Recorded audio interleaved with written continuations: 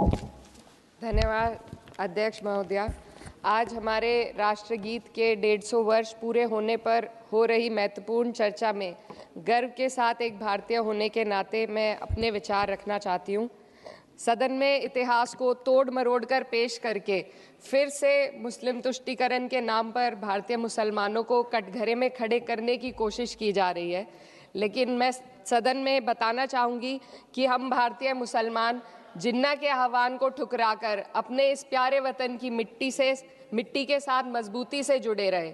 हमने महात्मा गांधी, बाबा साहब डॉक्टर भीमराव अंबेडकर, रविंद्रनाथ टैगोर जी, सुभाष चंद्र बोस जी, मौलाना अबुल कलाम आज़ाद, अशफाक उल्लाह खां साहब के विचारों को अपनाया। हम भारतीय मुसलमान इंडियंस बाय चॉइस हैं, बाय चांस नहीं। वंदे मातरम के किन छंदों को राष्ट्रगीत के तौर पर अपनाया जाए, यह फैसला सर रविंद्रनाथ टैगोर और सुभाष चंद्र बोस जी जैसे नेताओं के परामर्श के बाद हुआ।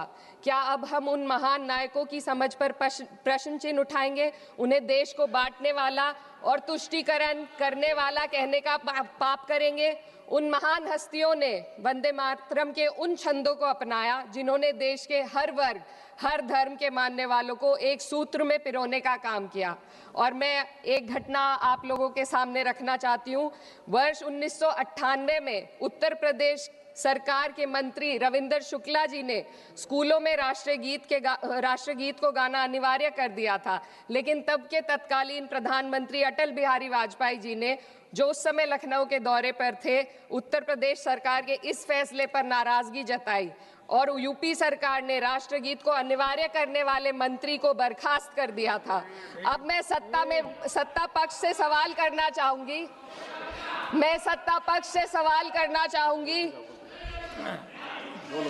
बोलने दीजिए। मैं सत्ता पक्ष से सवाल करना चाहूंगी कि जो विजन आजादी के समय के लोगों का था राष्ट्रगीत को स्वेच्छा पर छोड़ने का, उसी का अनुसरण माननीय अटल बिहारी वाजपेयी जी ने किया, तो क्या वह भी मुस्लिम तुष्टीकरण कर रहे थे? जी नहीं, अटल बिहारी वाजपेयी जी राजधर्म निभा रहे थे। देश में सब धर्मों को एक साथ लाना, सबके जज्बात का एहसास करना ही सबसे बड़ा राष्ट्रवाद है। माननीय अध्यक्ष महोदया, आज हमें वंदे मातरम के असली भाव को समझना जरूरी है। यह गीत तो देश के जल, जंगल, जमीन, हरियाली और निर्मल हवा की वंदना को समर्पित है। यह भारत की जन जन की मंगल कामना करता है कि भारत का हर नागरिक स्वस्थ रहे, सुरक्षित रहे और सम्मान के साथ जी सके। सुजलाम सुफलाम का अर्थ है, सुनिए, ऐसा देश जहां स्वच्छ और पर्याप्त जल हो, जहां नदियां जिंदा हो, बहती हो, जीवन देती हो। अध्यक्ष महोदय, लेकिन अब जरा यमुना का हाल देखिए। दिल्ली प्रदूषण नियंत्रण समिति की 2025 की रिपोर्ट बताती है कि यमुना के कई हिस्सों में बीओडी स्तर 127 mg पर लीटर है तक पहुंच चुका है, जबकि किसी जीवित नदी के लिए ये 3 mg पर लीटर से कम होना चाहिए। ये सिर्फ नदी का संकट नहीं है, ये किसान का संकट है। नमामि गंगे के नाम पर हजारों करोड़ रुपए खर्च हो गए, लेकिन सच्चाई ये है कि आज भी गंगा और यमुना के किनारे किसान मजबूरी में उसी जहरीली पानी से खेती कर रहा है। वही जहर अनाज में उतरता है और वही जहर किसान की जिंदगी को धीरे धीरे खत्म कर देता है। अध्यक्ष महोदय, जब पानी जहर हो जाएगा तो सुजलाम कैसे होगा? जब किसान बर्बाद होगा तो सुफलाम कैसे होगा? मलयज शीतलम, मलय का अर्थ है मलय पर्वत से बहने वाली ठंडी, सुगंधित, चंदन जैसी हवा जो जीवन देती है, बीमारी नहीं। आज मैं इस सदन से पूछना चाहती हूँ, क्या आज के भारत की हवा मलयज शीतलम है? नहीं अध्यक्ष जी, बस संसद से बाहर कदम रखिए, एक गहरी सांस लीजिए। ये चंदन की महक नहीं, ये जहर है जो आपके हमारे फेफड़ों में उतर रहा है। दुनिया के 20 सबसे प्रदूषित शहरों में से 13 भारत में है। दिल्ली की हवा में सांस लेना मानो रोज 20 सिगरेट पीने जैसा हो। भारत हर साल सर्दियों में जहरीली हवा के प्रकोप में घिर जाता है। AQI गंभीर स्तर पर आ जाता है। ठंडी हवा का सपना अब गैस चेंबर की हकीकत बन चुका है।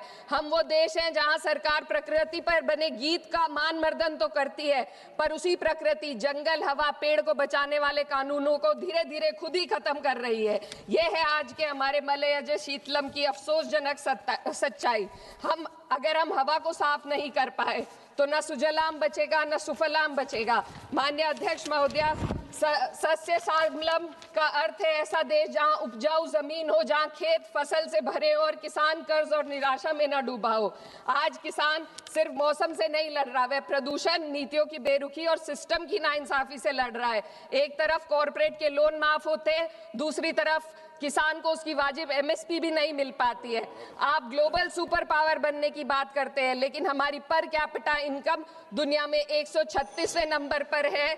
हम अपने छोटे पड़ोसी देश से भी पीछे हैं। हमारे लोग $2,500 तक भी नहीं कमा पा रहे एक साल में, और जिन अरबपतियों की ये रक्षा करते हैं वो इतना पैसा एक सेकंड में कमा लेते हैं।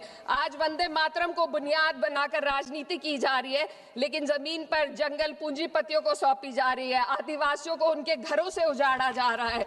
मातरम में जो मात्रा माता है वे सिर्फ मातृभूमि की वंदना नहीं, वे इस धरती की हर नारी, वे इस देश की हर बेटी, हर महिला के सम्मान की बात भी करता है। लेकिन आंकड़े अगर आप देखेंगे, एनसीआरबी की हाल की रिपोर्ट के अनुसार, मैम जसवंत के अनुसार देश में हर वर्ष लगभग 30,000 से अधिक बलात्कार हो रहे हैं। यानी एक दिन में 80 से अधिक महिलाएं यौन हिंसा का शिकार होती हैं, और ये सिर्फ दर्ज मामले हैं। जब जम्मू कश्मीर की एक बच्ची हिंसक अत्याचार का शिकार होती है, जब सत्ता से जुड़े लोगों पर आरोप लगते हैं और कार्रवाई वर्षों लटक जाती है, जब उन्नाव की पीड़िता लखनऊ के दरबार में इंसाफ को लेकर अपनी जान देने पर आमादा होती है, जब बिल्किस बानो के अपराधियों का सरकार के लोग द्वारा स्वागत किया जाता है, तो ये घटनाएं वंदे मातरम की आत्मा पर चोट पहुंचाती है। मैं अध्यक्ष महोदया बस यही कहना चाहती हूँ अपनी बात को अंत में रखते हुए कि वंदे मातरम सिर्फ अतीत की ललकार नहीं, ये वर्तमान की जिम्मेदारी है। ये आत्म मंथन की घड़ी है। यही समय है कि हम वंदे मातरम को सिर्फ नारा नहीं, नीति और जिम्मेदारी बनाएं। और अपने जज्बात को मैं आलमा इकबाल साहब के तराना हिंद के साथ इस सदन में रखना चाहती हूँ कि सारे जहां से अच्छा हिंदुस्तान हमारा, हम बुलबुले हैं इसके, ये गुलसिता हमारा, मजहब नहीं सिखाता आपस में बैर रखना, हिंदी है हम, वतन है हिंदुस्तान हमारा। श्रीमती लवली आनंद।